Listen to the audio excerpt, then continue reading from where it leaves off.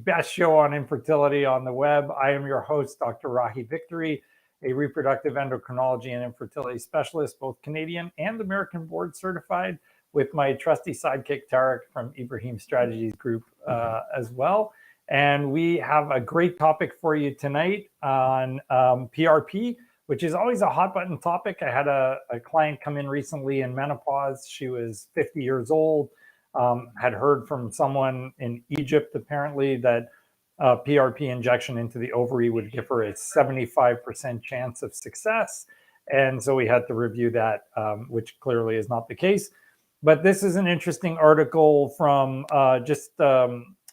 this year, which reviewed whether PRP into the uterus could improve your chances for women with recurrent implantation failure. So that's something we hadn't looked at before. We have on the show reviewed previously whether or not PRP can improve your ovarian function. The answer is we're not really sure. There's only one reasonably well done study. It showed an 8% chance of success. We've reviewed if it thickens your endometrial lining. That did show that it was beneficial. But this is a very well done study looking at a randomized controlled trial where they compared the outcomes of doing PRP for women with recurrent implantation failure. So I want to go through some of the details with you. We can review all of those details, and then we can talk about what it all means, how they came to their conclusions, and whether or not that information was valuable or not. So I hope you guys have got a chance to grab a tea or a coffee or something. Thank you, of course, as always, for joining us. Make sure you hit that subscribe button down there on YouTube and on Instagram and Facebook. Like, comment, share, and follow us. So we would love to have you join. And as always, we're always open to feedback, so let us know. I will just briefly, before we start this, put out the comment that I recently put up a post on Instagram asking people about their experiences with other clinics. And the number one complaint was that people had lack of communication, that they weren't getting things in time and they weren't getting the information on time. And we generally do a very good job with our communication. But because of that feedback, we're actually going to formalize little time nodes where we will actually give you a calendar in advance now, saying at this point, we're going to contact you. At this point, we're going to contact you at this point, so that we hit all of the really important targets and make sure that our patients feel super, super comfortable with the information they're receiving, and allow for that opportunity to go back and forth so that you're getting the information you want in a timely and meaningful fashion. The second biggest complaint was that people felt like they were just a number. And I think you can tell from many of the posts you see with us that we don't treat people like they're a number. So super excited to get the positive feedback from people that said, no, it wasn't, at your clinic. At your clinic, we felt great. So very excited about that. And final shout out to my morning message buddy, Sarah, who just got a positive pregnancy test and some ultrasound findings today. So if you're watching, Sarah, congratulations. We're very, very happy for you. Okay. So tonight's topic is called, or paper is called, and I think we can share it right now. The effects of autologous, meaning from your own body, platelet-rich plasma on pregnancy outcomes in repeated implantation failure patients undergoing a frozen embryo transfer. And this was a randomized controlled trial. So what do I like about this? Number one, it's your own platelet-rich plasma because you should only be getting your own. Number two, it's looking at pregnancy outcomes. So they looked at things like clinical pregnancy rate, live birth rate, miscarriage rates. And they also looked at the chances of chemical pregnancies. Number three, they're using frozen embryo transfers. That's really important because mainly people are doing frozen embryo transfers these days. So it's critical that you kind of mimic what's happening in real life circumstances. And then the last part, which is the most important, is this is a randomized controlled trial, which means they took everybody in the study and randomly allocated half to one treatment group and half to the other. The treatment being either that you got your platelet-rich plasma or that you received nothing. There was not a sham, and they advised that that's one of the complications in the study. But it's kind of hard to flush saline into the uterus and not assume that it's going to have some kind of potentially negative impact. So not to mention infectious risks and so on. So they went with just nothing versus the platelet-rich plasma. So we'll do a quick look at what they did. So the study population were women 18 to 38 that had failed embryo transfers with good embryos. And they were pretty healthy women. So reasonably low BMI, less than 30. FSH levels were less than 10. So there were no major issues there. The sperm had to be reasonable, and they had to have no obvious cause for their recurrent implantation failure: fibroids, polyps, autoimmune conditions, things where you knew ahead of time that there was an identified problem that would normally contribute to RIF. So these are all patients with unexplained recurrent implantation failures. So I like that about it too, because this is a very unique group where you've looked at everything, you've treated everything, you've tried everything, you are not being successful. The patients had failed 2 or 3 previous embryo transfers and had not had success. And these were all with frozen embryo transfers. How did they do this? So for the control group, they simply treated them with nothing. For the treatment group, they took 0.5 milliliter of PRP after about 8.5 milliliters of blood was drawn, and they extracted the PRP from that 8.5 milliliters of blood. They put it on a certain anticoagulant solution to put it in a centrifuge. They spun it down. They took off the platelet-rich plasma portion and injected it with an IUI catheter into the uterus 48 hours before the embryo transfer. So this would be roughly 2 days before you're going to do your embryo transfer. The approach to the IVF stim was pretty uniform between cases. So everybody was on an antagonist cycle. They did frozen embryo transfers with hormone replacement. They used estrogen at a kind of a moderate to high dose.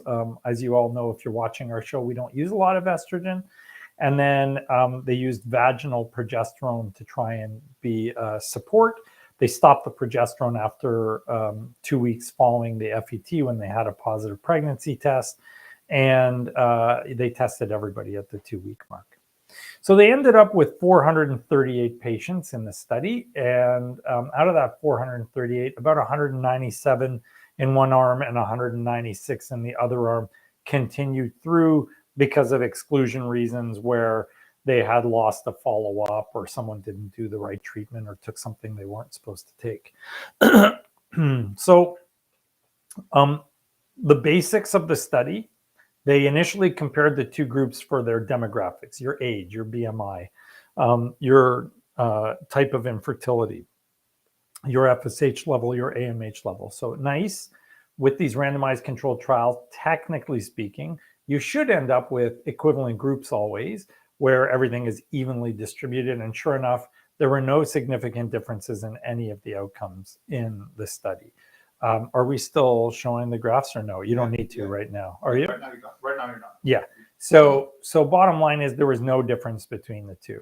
So they then looked at some of the more detailed aspects: total dose of gonadotropins, duration of stimulation, your estrogen levels, your progesterone levels, your endometrial thickness levels, just to make sure everything was good, even the good quality blastocyst number. And again, there was no difference in any of those outcomes. So these were two really equivalent groups between the control group, which did not receive the PRP, and the treatment group, which did receive the PRP. So that's a good foundation for the study results. So we can pop up the image now if you want to, and I'll try and center that a little bit. So you'll see here that they've got a list of characteristics or outcomes for pregnancies that occurred that people looked at. Now, this is a little bit out of order because the next table is the one I'm sure most of you are kind of more interested in, but this was specifically looking at pregnancy outcomes. So they looked at gestational age, it was the same, anemia, hypertension, preeclampsia, eclampsia, there were no differences. They looked at gestational diabetes. All of these things were the same until you get down to spontaneous abortion, which is right here. And as you can see in the spontaneous abortion, it's highly significant. 68% of the patients with recurrent implantation failures went on to have a miscarriage, but only 16.7% of the patients in the PRP group went on to have a miscarriage. So that is very, very fascinating because no one has shown that before. So the question now becomes, is this not only potentially a treatment for recurrent implantation failure, but should we be considering this as treatment for patients with recurrent pregnancy loss? And the answer is we don't know because they weren't looking at a recurrent pregnancy loss group, but it certainly looks very promising. You're getting nearly 1/4 of the rate of loss when you're using the PRP compared to the group that didn't have PRP and had this sky high rate of loss. So that's very, very interesting data and very, very important for everyone to look at. So the second bit, and we're just going to stay on the same slide, but I'll expand this for you guys again. You'll be able to see it there at the bottom. So the second bit is the important part about the data that we want you all to look at. So the first thing they looked at, very highly significant, was chemical pregnancy rate. So you can see in the chemical pregnancy rate, they had 101 in the PRP group. They had only 49 in the control group. And remember, the number of patients in each arm were almost exactly the same. There was a difference of 1. So you're getting nearly half the rate in the control group compared to the PRP group, which means the PRP is associated with a much higher chance of having a chemical pregnancy. Then they looked at clinical pregnancy, which means you've seen a heartbeat on the ultrasound. Virtually the same thing, but even stronger. So 96 out of the 196 in the PRP group, which was 48.97% or roughly 50%, and 38 or roughly 19% out of the control group. So you're looking at 50 versus 19. Again, a huge, huge difference in the outcomes, very, very robust numbers. And remember, this is not like a retrospective trial or a cohort trial or a case control study. This is actually a prospective randomized controlled trial. So this is really valuable data. Multiple pregnancy was relatively low, and they showed that there was no difference, but the live birth rate, an absolutely staggering difference in live birth rate. So if you see that number, and I'm going to highlight this for you guys to see again down here. So this is the live birth. So you can see that right over here, 39.3% in the PRP group versus 5.6% in the control group. So that is an absolutely massive, almost 8-fold increase or 7-fold increase in the chances of live birth for the ones that had PRP versus the group that did not have PRP. Now, they do highlight several issues, and we can flip off the images now, that came up in this study. So number one is the control group did not get treated exactly the same. Strictly technically speaking, if you had a really perfect study, what you would be doing is injecting air or saline or something into the uterus at the same time that you did the PRP in the control group to see if possibly is it the scratching of the IUI catheter that's having an impact, or is it the actual PRP? So there could be a better placebo or control group for the group that did not get the PRP.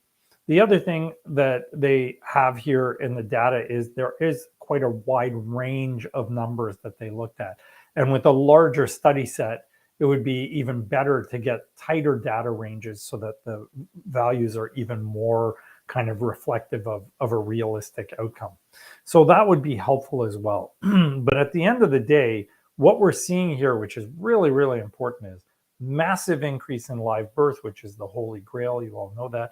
A big, big, big decrease in miscarriage rates, and then a very, very important change in chemical pregnancies and clinical pregnancies as well. And this is a reasonably well done study. So based on this, we are probably going to invest into a PRP machine because I'm still not convinced it works for your ovaries because that data is still really lacking. But for women that are having recurrent implantation failures, this may actually be a really valuable solution. We looked at Viagra last week. That also looks like it may be very helpful, but now you're actually seeing this in patients that have also had recurrent implantation failure having success with the PRP. So is it a fact or a fiction that PRP can actually help you if you have a recurrent implantation failure that's unexplained? This very much does appear to be a fact. And we're going to adopt this. I'll buy the centrifuge shortly. And we'll start doing this for our patients with recurrent failures, or maybe even for everybody, because it looks so valuable. This may just help increase our chances overall. And the prep for this is fairly pricey, but if you're doing it in high volumes, you can bring your price down by doing it, with a lot less. So that is the answer to the question for this show. I hope you enjoyed the video. Make sure that you subscribe and follow us on all of our social media, and make sure you hit that like button. And if you have any questions or comments, put them out there. We will definitely get back to you and answer all your questions. We're going to take your questions live now, and I'm sure there's a whole slew of them. I tried to answer all of your little posts on Instagram recently. Boy, there are a lot of people that ask questions. I think we had like 60 or something last time. So let us know if you have any other new questions or concerns. Yeah, fire away. Hi, Dr. V. When do they do the PRP in the cycle, and how often do they have it? So in this particular study, it was only once 48 hours before the embryo transfer. So it was just a one-time thing, and then they were done. Okay. Failed one FET with a euploid embryo, passed on doing a biopsy and waiting on fertility results based on your info. Woo. Should we push our clinic to do PRP? Have 2 embryos left. I mean, I would wait for your fertility results, but based on this data, I mean, you don't have recurrent implantation failure because you've only failed 1 embryo transfer. So this study looked at 2 or 3 failed embryo transfers. So you're not really in that same group, but this looks like very, very promising data. So we know that PRP has huge regenerative effects for things like skin and hair and joints and all sorts of different aspects. So it does look like it really potentially could make a very significant difference in how the uterus functions. So it's certainly something that's worthy of consideration, but keep in mind, this study does not apply to someone that only failed once. So I can't 100% for sure tell you will benefit from this, because you're not part of the group that they studied. What is the thought behind the mechanism as to why PRP is helpful for RIF? They think that it impacts the inflammatory cytokine markers, so things like interleukins and complement levels. There is data that shows that it can alter those levels, and by altering those levels, you can alter the immune milieu in the uterus. And we know how important that immune milieu is as far as the risks or chances of success are where implantation is concerned. So if you have an overactive immune system, it will prevent any embryo from sticking. And if you have an underactive immune system, it'll allow any embryo to stick, which may not be a good enough embryo. So you can get a higher pregnancy rate, but then you get this higher loss rate as well. So you need like a well-balanced immune system. And this looks like it may help in kind of leaning things or pushing things towards a more favorable chance of success and a more favorable chance that the embryo will stick. Can being on Lupron for 3 months have a negative impact on ovarian reserve or AMH for someone with DOR? Being on Lupron for 3 months prior to stimulation would definitely suppress your ovaries. It's fine if you're doing an FET, but it's not a great idea if you're going to do an egg collection. Typically for that, there is data that shows that Visan can help you if you have access to Visan in your home country.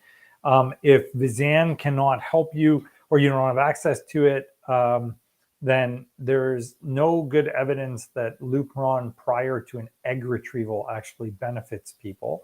It might, and it theoretically should, but only in terms of like a fresh transfer. And that's only when you have endo. For patients with DOR, I don't think anybody is advocating for taking Lupron suppression first, because you're literally shutting down ovaries that are trying to shut down. So that doesn't make any sense at all. I would not advocate for that for sure. Would this study potentially help with someone who has endo and implantation failure?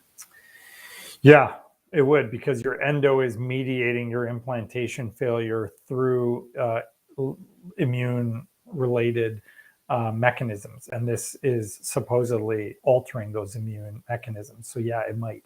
We don't know, but it's certainly a possibility, and I would be hopeful about that.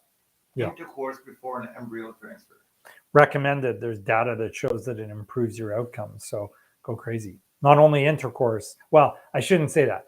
Intercourse itself is probably beneficial if you enjoy it and it de-stresses you. If you're cringing when you're having sex, that's a different story, whether it's because of pain or you've grown to hate it because the process can be very frustrating. But ejaculate is now known to be helpful to prime the lining of the uterus for an embryo to implant. So it's not necessarily the act of intercourse that's important. It's actually getting ejaculate into the vagina so the sperm are trying to move through the uterus. So that's very helpful, for sure. That's new information. Tarek's excited about that. What is roughly the patient cost for PRP for embryo transfer? Yeah, so we haven't worked this out yet, and I need to find out what the centrifuge costs. I know that a while back, we looked into this for our cosmetic clinic because we own a laser clinic on the side. And I think it was about $500 or $600 cost. Like that was just what it was going to cost us to get the system and use it. So by the time you use your IUI catheter and nursing time and prep time and all of the other supplies and everything, I would estimate somewhere between $500 to $750 if we kept it really inexpensive. But I don't know until I negotiate with whoever's going to sell us the system. And some of these systems, because they're designed for cosmetics, are actually yielding enormous amounts of PRP. These guys are using 8.5 mils of blood, which is like one of those reasonably sized, blood tubes. So this is a lot easier and probably a lot less costly, because I know the systems we were looking at were doing like 60 mils of blood and 120 mils of blood. And that's a big blood draw. But if you're just taking a small amount, that might be much more economically feasible. So if we can get the cost down, we're obviously going to try to do that. I'm really excited about this one. I think this might be really beneficial. Should you get a period a month after Lupron depot for FET prep? Yeah, you certainly can. If you took it on cycle day 21, you will still get your first period. If you took it on cycle day 1, you may not get your next period. You still might, but you might not. So it depends on when in the preceding cycle you took it. Hi, Dr. Victory. How many times letrozole cycles one should try before changing plan or move to IUI? That depends on what's wrong. So if you have PCOS, in 6 months of letrozole, you should expect a 27.5% chance of a live birth. So if you're not successful after 6 months, we'd probably tell you to come see us. If you have unexplained infertility and you're doing it for that reason, it's useless. So you're wasting your time. And I can't even tell you how many patients we see where they've done that, and they tell me they have unexplained infertility, and I say, what they get offered? And they tell me they were offered letrozole and timed intercourse, where they're monitored and maybe triggered, and then they're using letrozole. That's been proven to be useless. So that's of no benefit whatsoever at all. Don't bother doing that. Yeah, so it depends on what the problem is. If you have a significant sperm problem, that's not going to help you at all. So it all depends on where the issue is, and there's specific kind of circumstances that fit each situation. A comment, but I think you can comment to it. Okay, comment to the comment? Yeah, all right. 45 and still looking for success. Okay, so we have a video on that, don't we? Oh no, that's over 50. We don't have one for over 45. Maybe we shouldn't do another one for over 45. So you know what? If you're 45, there is a chance of success, but it's difficult. And the reason for that is that normally the number of eggs you can produce is decreased, and the number of embryos you will produce that are genetically normal is going to be very, very low. So at 45, you're probably looking at 85 to 90% of your embryos being genetically abnormal, which means you need 3 genetically normal to get a 95% chance of a live birth. So what does that mean in terms of numbers? If you're going to make only 10% of your embryos be normal and you need, let's say, 2 or 3, you actually need around 20 to 30 embryos so that you can get 2 or 3 of them to be normal. In order for you to make 20 or 30 embryos, if you're doing it naturally, you're talking about 3 years. And keep in mind the quality is getting worse month to month at that age. And if you're trying it with IVF, virtually no woman at 45, or very, very few, can produce that many eggs in one go, or even in 2 tries. It might take you 6, 7, 8 cycles of IVF to be successful, and there's still no guarantee that it'll work.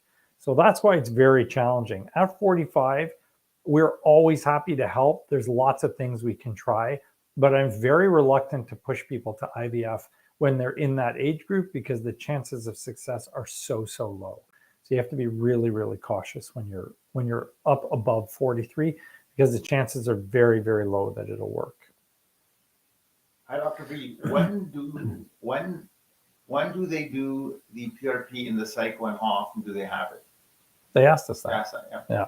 Yeah. 48 hours prior to the FET. Are there any lifting restrictions after an FET?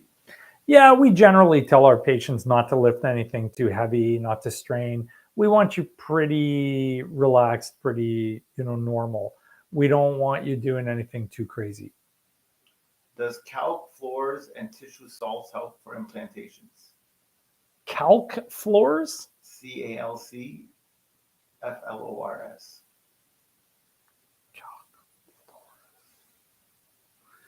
I have no idea what calc floors are. And what was the other one? Tissue salts. No clue. Never heard of either of those, and I have no idea if they would help. Is it worth doing an IUI after a failed frozen? Yeah.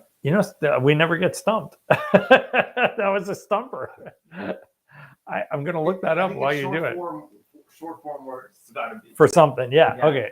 Yeah, you do that. Don't get stumped that easy. I don't get stumped easy. It's true. An online question. I do that there for fun. Calc floors. Yeah. I came up with, it comes up with nothing. You know what? Whoever asked that, let us know what you were referring to, because I can't find anything on Google on that. Okay, go ahead. Okay. Is it worth doing an IUI after a failed frozen embryo transfer? Is it worth doing an? Yeah. Like, is it worth going backwards in your fertility journey? Sure. I mean, if you've only got enough resources to try IVF once and it doesn't work, and your history is reasonable for doing IUI, then yeah, of course, there's no reason why you can't do IUI. I mean, we tend to take a stepwise approach with our patients, so we'll encourage them to consider doing simple stuff that's lower cost first, and then if it doesn't work, we graduate them to IVF. So you probably with us would have done that ahead of time and then done the IVF. So it doesn't always make a lot of sense to go back, because you might be trying something you've failed at before. But if your clinic took you straight to IVF and skipped the IUI, and then your IVF is not successful, you can absolutely go backwards and try the IUI. I would argue you should, because you missed it on the first round, or the first kind of stepwise approach. Calcium fluoride? Is calcium fluoride? Calc floors. I knew it was calcium. I just couldn't figure. Is it useful for what? For an FET? One second. And to help for implantation. I'm not aware of any data. I don't know if Jennifer Strong is watching. Jen, if you're watching, can you tell us if calcium fluoride is helpful for implantation? One thing we are going to start doing is calcium ionophore activation of our eggs when we're doing our IVF for patients that have had a previously bad history of embryo development, because there is some recent data I shared with my embryologist which showed that not only a single activation but a double activation can actually help boost the chances that you will end up with good quality embryos at the end. So we're going to start doing that for some of our patients who've had previously bad histories. So when should you have sex before your FET? A day or two before the day of transfer? Every day. Just keep having sex. whatever stresses you the least, at least every other day or every day. Maybe don't do it right before the embryo transfer or that morning, because it just means we have to clean ejaculate out of the vagina. It just gets in the way and it's not pleasant. But the night before or the day before is fine. Will taking Letrozole days 3 through 5 affect your ovulation testing? Days 3 through 5?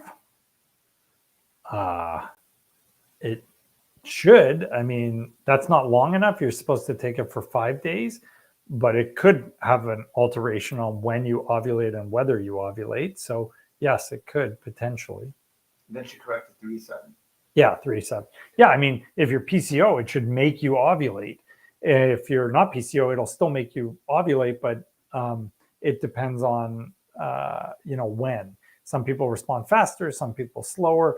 We find on average it's like a day 14 to 17 with Letrozole, but everybody's body reacts differently. Whoa, I did not know that. So regarding the that ejaculate primes the uterus. It's so weird that you say this, but as soon as his reversal was done, this cycle, strangely, we felt different, as if our bodies know we're trying to conceive. My breasts are so sore, which I normally don't feel them at all. And his volume went up, not sure why or how, but we didn't expect it to. Cool. Good luck. Fingers crossed. Thumbs up from everybody watching. Is there any correlation between a slow thickening of uterine lining and a failed FET? 36-year-olds, no known fertility issues. Yeah, for sure. I mean, if it's taking a long time for your lining to thicken and mature, the quality of that lining will not be as good. So that's definitely a major issue. Absolutely, that's a problem. I have PCOS and I did minor surgery to remove it. End of my doctors put me on Letrozole, but it's not successful. What do you advise? I have PCOS. I did what kind of surgery? I did manner surgery. Manner? MANNER. I have no idea what that is. To remove it? To remove it. End of my doctors put me on Letrozole, but it is not successful. What do you advise? Higher dose of Letrozole, supplements, NAC and inositol and coenzyme Q10. If you're thin PCO, that should be enough. If you're not thin PCO, then diet and exercise have to be part of it in order to bring the adipose tissue down and your muscle content up. A lot of women are trying this without doing the diet and weight loss part. It just simply doesn't work.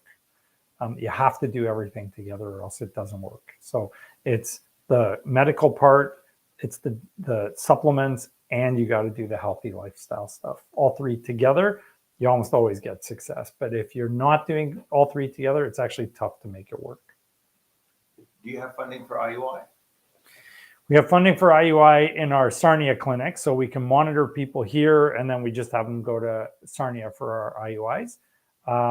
We do not have funding for IUI in Windsor until April. We actually ran out in July this year and begged the government to provide us with additional funds, which they did not do. So we didn't have any funding for IUI this year after July. Does the trigger shot normally cause discomfort in both ovaries? Normally ovulation pain is one or the other. Also, how do we know if the trigger shot worked if there is indeed an egg in the follicle? Could it be an empty follicle? Okay, so why does it cause pain in both? If you were on meds where you grew eggs in both, you're going to take the trigger shot and release from both. So it's pretty common to have pain in both sides. If you weren't on medication, then I don't know why you'd be feeling pain in both sides, although it can make borderline size eggs release as well. So that could, again, be an explanation. As far as what was the other part of it? Empty follicle? Oh, empty follicle? Yeah. So the only true test of ovulation is pregnancy. There is no other way to know for sure. But in theory, if your progesterone rises, you should have released the follicle. And so you could have empty follicles, but it's pretty rare to truly have empty follicles. Like we get loads of patients where they went to another center, they did their retrieval, they had like 6, 7, 8, whatever, follicles, and then they only got 2 eggs. So we just stand there and flush until I get the egg out. So I use a double barrel needle and I flush in and suck out and flush in and suck out and flush in and suck out until we actually get all of the eggs that we're looking for. You may miss 1 or 2, but generally speaking, you'll pick up a lot doing it that way. Hey, Dr. Victory, how many times letrozole cycles one should try before changing plan or move to IUI? I think that was the same one. People like to ask the same question again. Seems like it. So that was answered, but just to repeat, 6 if you're PCO, none if you're someone with idiopathic infertility. So it depends on what's wrong with you. My retrieval is this Saturday. Okay. Stim, 2 more days on 150 menopur and 150 gonal estrogen. Level is currently at 5,200, 15 to 20 follicles. I've been told it's normal. I'm curious if this would impact quality. That all sounds good. The only problem is, how did they plan it for Saturday this early? I mean, how could you know? I guess if they were guessing the sizes, that's fine. But if your follicular sizes are good, you're in the right range. So she's got 15 to 20 millimeters or 15 to 20 follicles? Follicles. Yeah, I mean, you need the size of the follicles to be precise, but that certainly sounds like a great cycle. You're going to do fine. Hey, Dr. V, last week you said that patients who have prednisone in the FET protocol stay on them throughout their pregnancy. Yeah. What dosage of prednisone do they stay on? Thank you. We normally use 25. There's no agreement. Some people use 10, some people use 40. I kind of took like a middle of the road approach and said I'd go with 25. So that's the dose we use. There's no accepted standard dose for prednisone in pregnancy. Are achy legs a common side effect of estrus? Are achy legs? Mm-hmm. If your legs are aching while you're on estrogen, you got to worry about getting blood clots. So see your physician right away and make sure they're checking you out for blood flow in your leg veins. You may need aspirin, you may need compression stockings, you may need blood thinners, you may need to stop. So be very careful when you have something like that. Can you see if a patient has endometriosis when you are doing a laparoscopic surgery? Every time. You can't see microscopic endo, but you can see macroscopic endo, which means we can see it. So if you have spots of endo, you have atypical blood vessel formation, you have something called a peritoneal window, white spots, brown spots, powder burn lesions. There's a whole bunch of descriptive things for it, but most of the time I can see it. Not 100% of the time, but most of the time you can see it. 40 years old, 15 fertilized eggs, wow. Waiting for FET. Are you okay with 2.85 TSH? And do you suggest to lower to 2.5? Yeah, and I would lower. Intralipids, do you suggest? Well, I don't know if you need intralipids unless there's something wrong. If you have euploid embryos, and hopefully you check to make sure they're euploid, yeah, I would bring your TSH down because the Endocrine Society guidelines and pretty much everybody else all support having it less than 2.5. So that's a reasonable approach to things. Intralipids, I love intralipids. We use it frequently. It does have very good benefits, and there is good data to show that it likely is beneficial. But the reality is that you only need intralipids if you need it. And that's mostly for people with some kind of immune problem. So do we use it for everybody? No. If you had an IUI pregnancy, does it mean you have a decent chance of implantation with IVF? Oh, that's a great question. I don't think anyone's ever asked us that before. First time I heard it. Yeah. Well, if you've had any pregnancy, your chances with IVF are going to be reasonable. Yeah. And whether it's IUI or natural, your chances are going to be pretty damn good that it's going to work. Hey, Dr. Victory. We have Unexplained infertility. Yeah. I'm in the character of the questions. I am the patients. I am all of them. You are all. Tarek has become all of you. Hey, Dr. Victory, we have unexplained infertility. Yeah. And we're supposed to do IUI this month. Okay. But it interferes with when you are closed for cleaning. We opt to try Letrozole and a trigger shot. earlier you said that shouldn't be used for unexplained infertility. Should we proceed or wait for IUI next month? I don't think the lab is closing down for IUI. The lab is closing down for IVF. So we can still go ahead with your IUI. Just contact the office. That's a simple one. And I'll double check that, but I don't think they're planning to shut down andrology. They need to clean out our incubators, which is a different story altogether. What do you consider a long time for lining to thicken? You're doing my FET tomorrow, but my lining took a week longer than expected. Yeah, a week. Well, it depends on what expected was, but an extra week to thicken is fine. Keep in mind, a normal cycle, your estrogen exposure is 14 days. So that's totally reasonable if you're 14, 17, 18. A normal cycle is up to 35 days. So even 21 days of estrogen exposure is fine. If it goes beyond 21 days of estrogen exposure, that's probably too much. Planning to do 3 months of Lupron after a failed transfer. Okay. My cycle day 21 falls on Christmas Day. Is it okay to get the Lupron injection on day 18 instead? Yeah. Oh, yeah. That won't make any difference at all. That's totally fine. And make sure if you're doing it because you have unexplained or you think you have endo, it's not just Lupron. It's Lupron plus Letrozole. That's what that study we reviewed on the show years ago showed. So that's what we do for our protocol. Lupron and Letrozole for 3 months and then roll into your IVF cycle, your FET cycle. Any update on hysteroscopy in your office versus the hospital? We're just waiting for response from the College of Physicians and Surgeons of Ontario in regards to the passage of the inspection process that we always have to go through. So as soon as they tell us we're a full pass, which we anticipate we will be, we had very, very minor things that we had to address. Then I'm going to get the setup for the hysteroscope.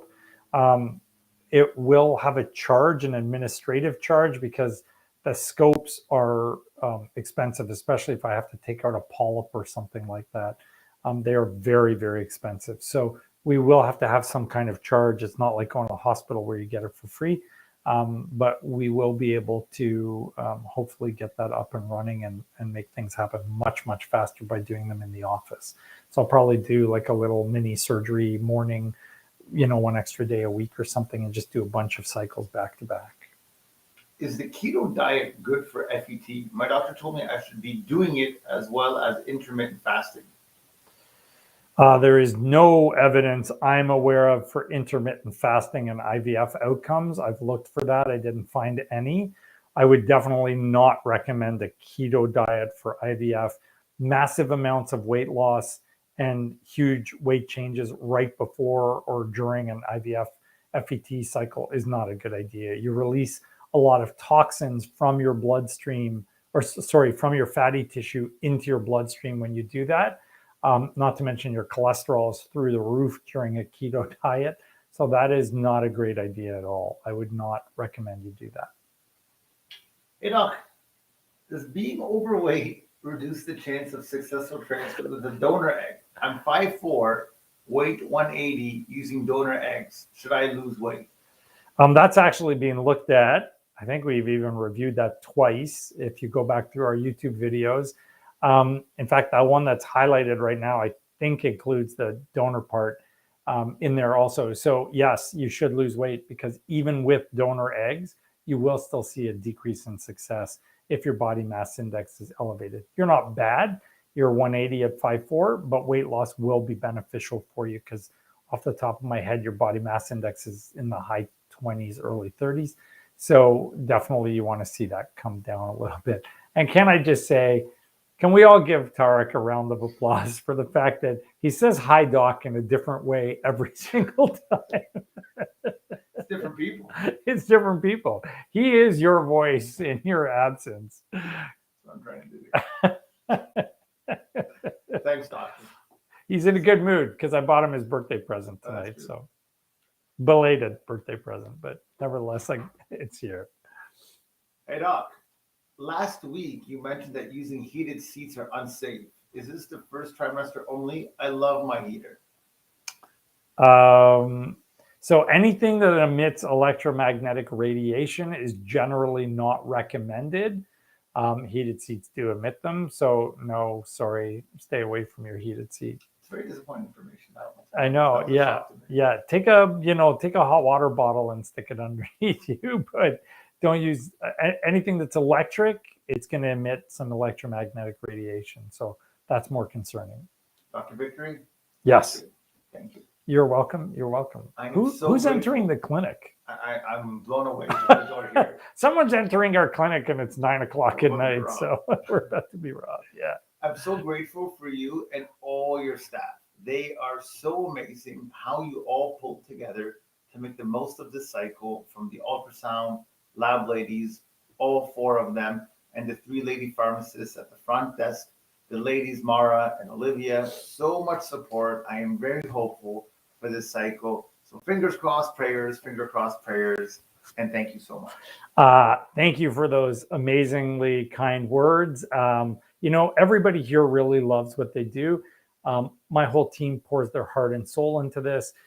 We've grown tremendously. We have 32 employees now.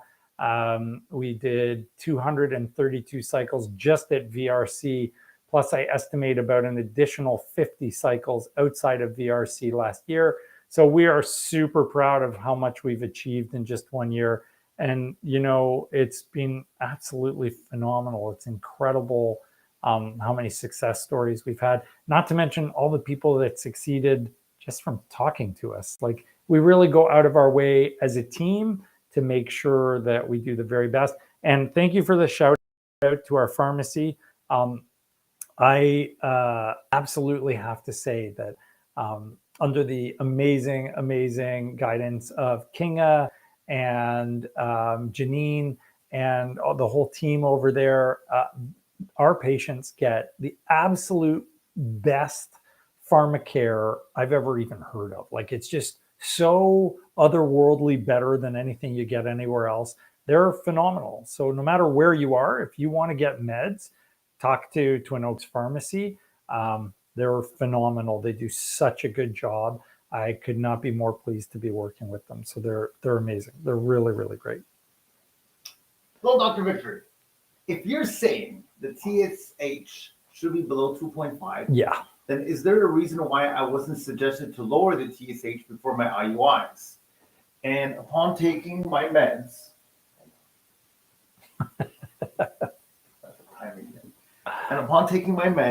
the nurse from your office gave me birth control for 3 months, but I don't know how to take them. I mean, do I stop after 21 days and wait for my period to come? And what day of my period I would start the next pill? If it would be nicer if I could get all the instructions as well. Sure. So for IUI, it's not quite as important. And again, at 2.85 for IUI, we would normally tolerate. For IVF, we tend to be a little bit more strict about it. But there's no harm in getting your thyroid below that. Normally, when I talk to you and we review what we're doing, we'll talk about it and go over it and then decide what to do. So I'm much more tolerant of a 2.85 for IUI than I would be for IVF. Again, it's borderline even for IVF, but we want everything to be absolutely flawless.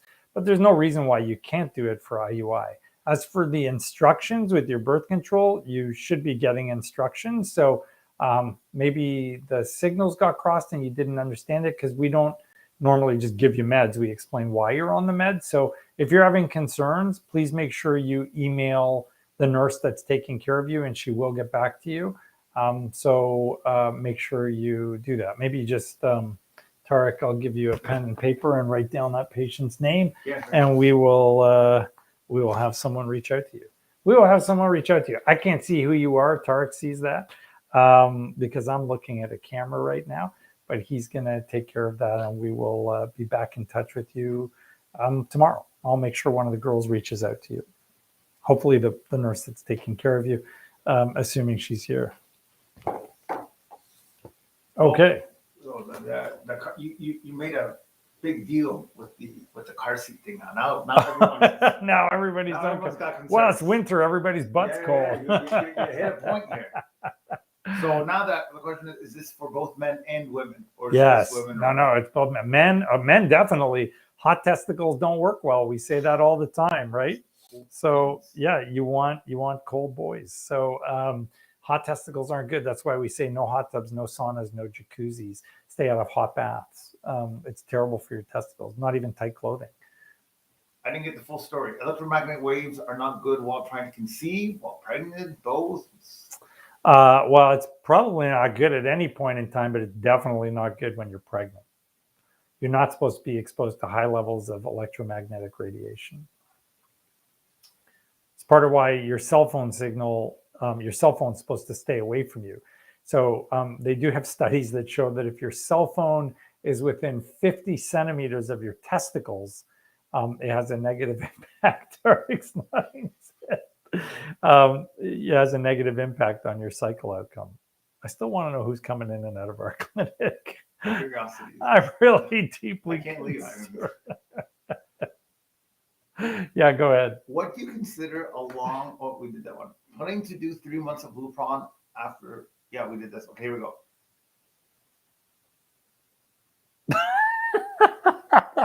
It's because it's scrolled up. Instagram's playing with me.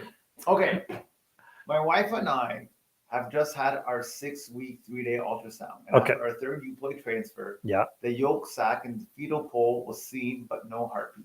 Oh, Wants us to come back in 7 days. What are our chances? low, unfortunately. That's devastating. I'm so sorry. I hate saying that even. If you had 3 euploid transfers and now you've got a miscarriage where there's a fetal pole but no heartbeat, you really need a detailed investigation to figure out what's wrong. The chances would be negligible, unfortunately. That's not to say it never happens, and it depends on the quality of the technician and the ultrasound. Maybe they just couldn't see it, but the chances are pretty low if it was a good tech and a good ultrasound. Why would anybody do an ERA during a natural transfer, if at all? Don't do ERA. I love this question. So ERA is useless. Don't bother with ERA. Every single study out there shows that the ERA test is epically useless. It is an utter, total, and complete waste of money and time. Do not do the ERA test. The only people that should be doing ERA are people who cannot thicken their lining no matter what they do.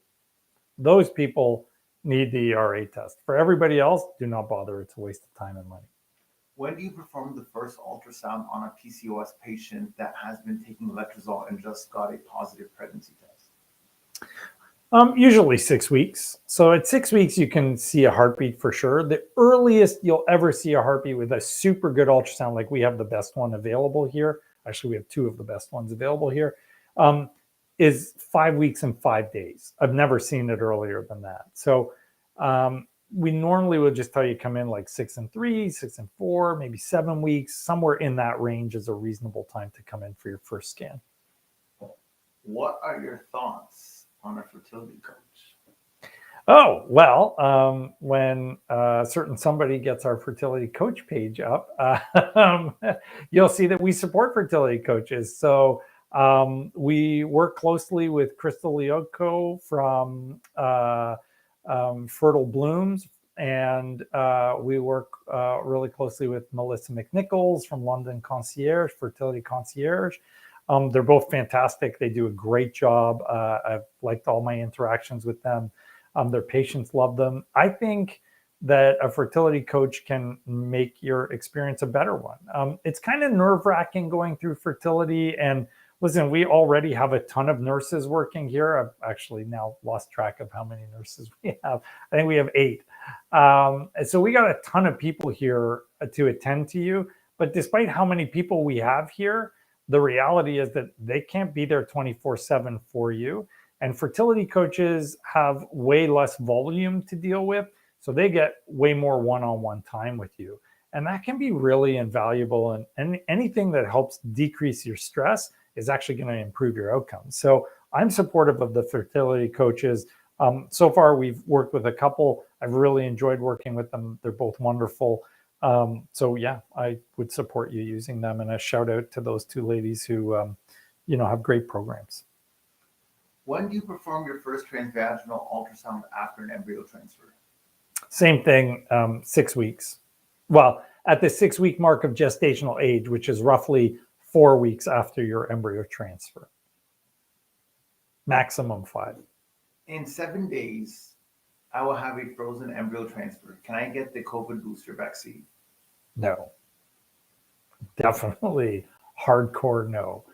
Don't be taking a COVID booster vaccine anytime that close to your embryo transfer. I would not advocate for that.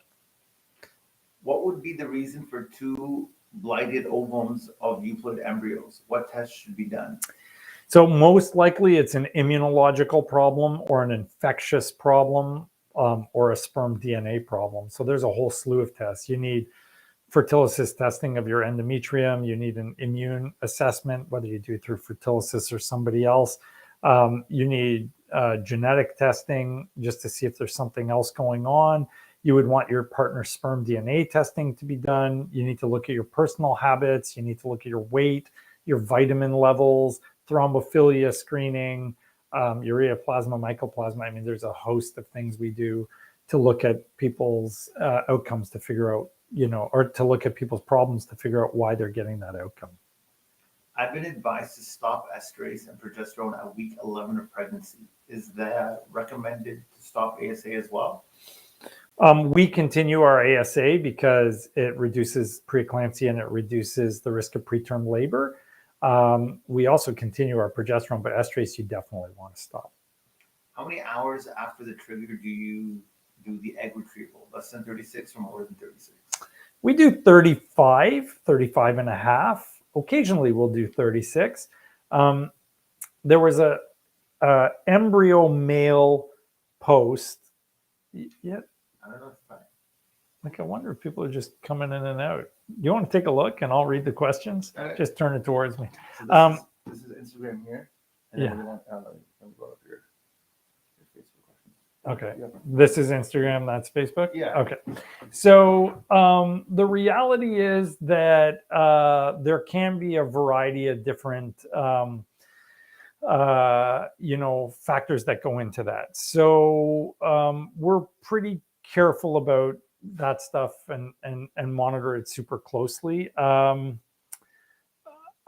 think we need to kind of look at each one of those. Let me go down here. Hang on. Whoops. Where are we here?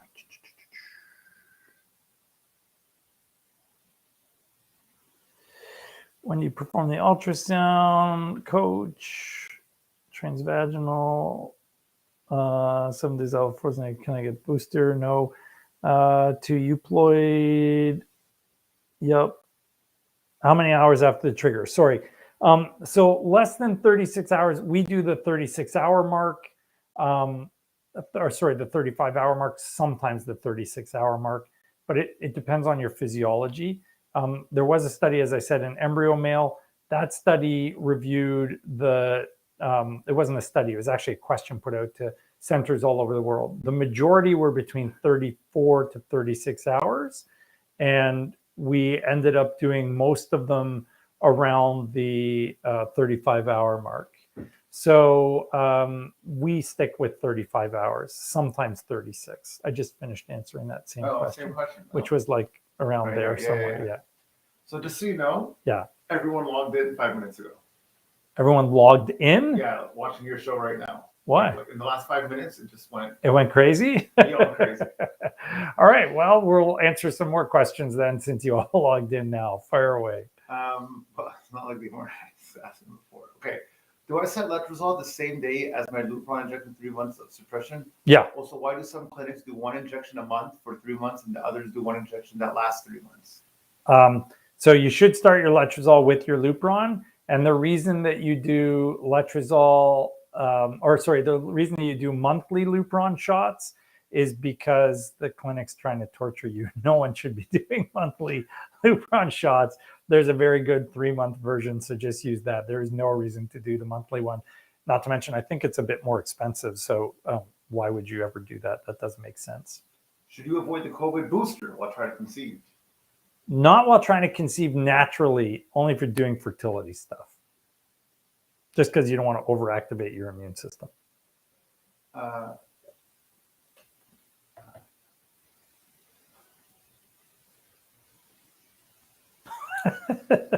There's comments now. People are commenting on this, the heated seat. The car seat thing? Yeah. It's a joke at this point between like 50 people, and I'm just looking for a question.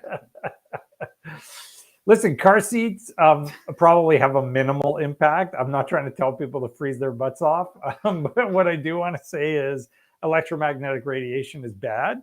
We know that the heating blankets that are the plug-in kind, we tell people not to use those. You're not supposed to be exposed to electromagnetic radiation. Babies are sensitive, and we've gone through billions of years of evolution, but we've only had electromagnetic radiation for a short period of time, so frequent and so exposed.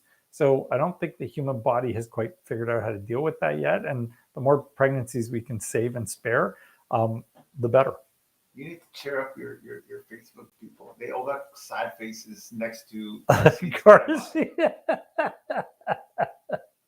I am so sorry I robbed you. You know who's leading the charge on that? It's my wife, because when he would turn on her car seat, even in the summertime, which is completely bonkers, but she loves being warm all the time. So like first thing I do when I get in a car and I'm driving, I turn on Wendy's car seat heater. So she's probably leading the charge on this. Maybe that's who is coming in and out though. Oh, there's a whole story back there. Can you still use an electric hot water bottle? What about red light therapy, low level laser therapy? An electric hot water bottle? Have you ever heard of an electric hot water bottle?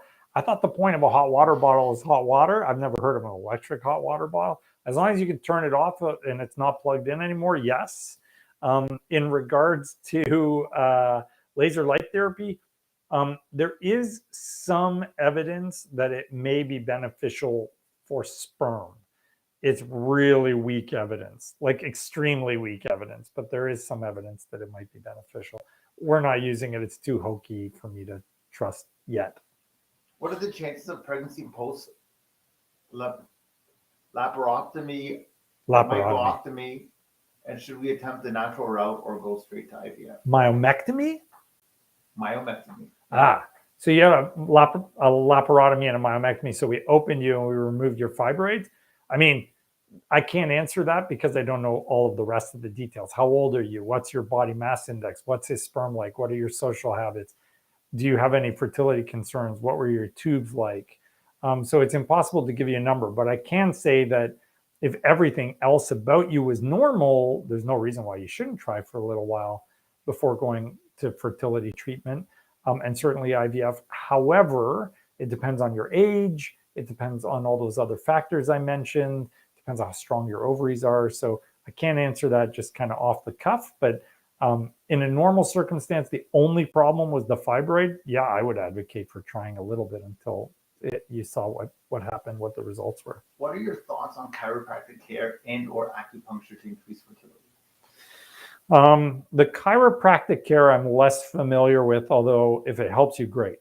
If it de-stresses you, wonderful. Acupuncture is extremely controversial because there are multiple studies that have shown no benefit, some studies that have shown a benefit, and one study that showed that the sham, where they just tapped you with the needle, a blunt needle, actually had a higher success rate than the actual needle.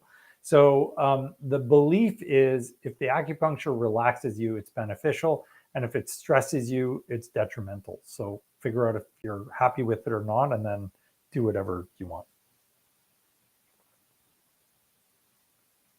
Can I, or should I, get my blood work done again after trigger shot to check if it works? Will those progesterone pills I'm supposed to start tomorrow affect the blood work to show if I actually ovulated or not? So there's no way to know if you've actually ovulated if you're taking progesterone because it will mask it. You can measure your LH level if you took a Lupron shot for trigger. You can measure your HCG level if you took an HCG trigger. but it doesn't necessarily prove that it made you release an egg. It just tells you that you got enough in your system that you had the appropriate response, hopefully. But there's no guarantee. Remember, the only true test of ovulation is pregnancy. There is no other test for it. 905. Are there still 1 million people signing on? We can get through it if you want. A couple more? Yeah. Let's give them 5 more minutes just for all the people that signed on. For all those of you that have signed on in the last 5 minutes, thank you for jumping on. I'm sorry you're disappointed that you can't use your heated car seats anymore, but there's no comments on the car seats, just so you know. We're in Canada and we love our heated seats! Exclamation mark. That's Wendy, I guarantee it. So listen, if you are watching and you just jumped on, join us at the start of the show. That's when we want to see you. So start at 8 o'clock with us Mondays or Tuesdays, depending on my crazy call schedule. I was on call last night catching babies, by the way. So if I look exhausted, it's because I was up all night delivering babies. What is the difference between endometriosis and endometritis? Oh, totally different. Endometriosis is when the cells that come out of your uterus with your period go inside your body and stick to things inside you. Endometritis is when you have infection or inflammation of those same cells while they're in your uterus. Two totally different things. Do I start Letrozole the same day as my Lupron injection for 3 months? She asked us that. Okay. Yeah. Received a Lupron shot on November 30th for 4 months total. Okay. Stopping Letrozole on December 31st. When would you suspect the FET would take place? So started Lupron when? November 30th. For 4 months? Uh-huh. Well, then you should be continuing your Letrozole the whole time. They have her ending on the 31st of December. Yeah, I don't know why they're doing that. You should be doing it at the same time as your Lupron. So it should be the whole time. How about natural tanning? Any concerns similar to heat? Natural tanning? Like you're lying out under the sun? First of all, if you live where we live, that sure ain't happening right now. I just drove through a snowstorm on Sunday night. So I don't believe there's any data on natural tanning and outcomes for a woman. For a guy, heat's never good. So if you're baking your Jones out in the sun, that's probably not a great idea.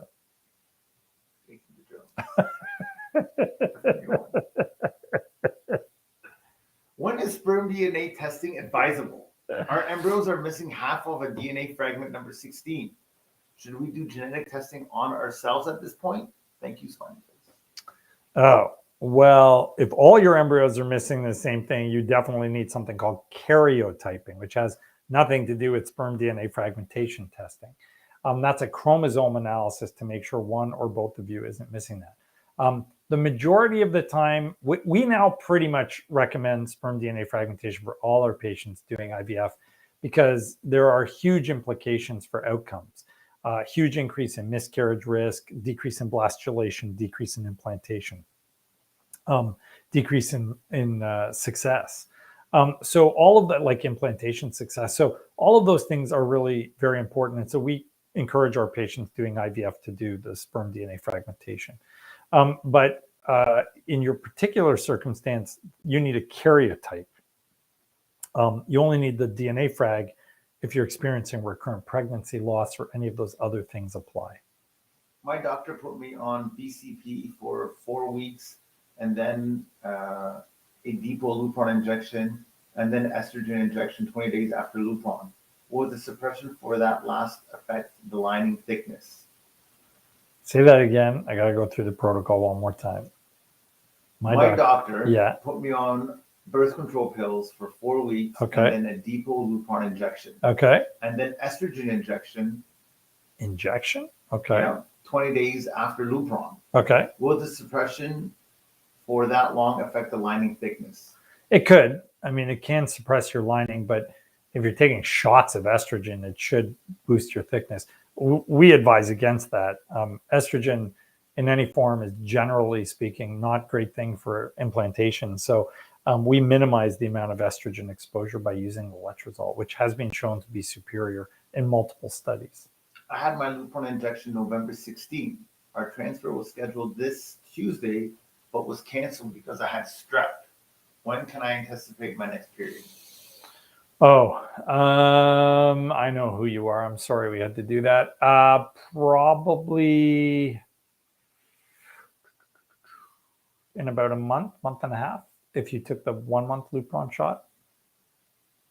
I think we need to wind it down. Is there a million more questions? You can wind it 9:10.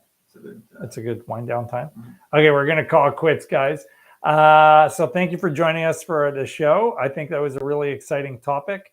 I will look into getting us the PRP machine so we can start doing it for those that need it, or maybe doing it for everybody. We'll have another exciting show for you next week.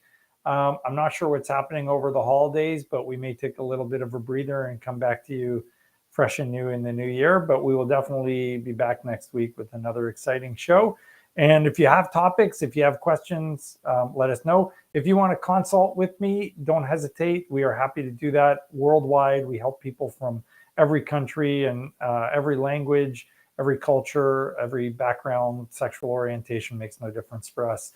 So you just email info@drvictory.com. So that's info@drvictory.com. And we will get in touch with you and set up an appointment. I hope you have a great night. Stay safe.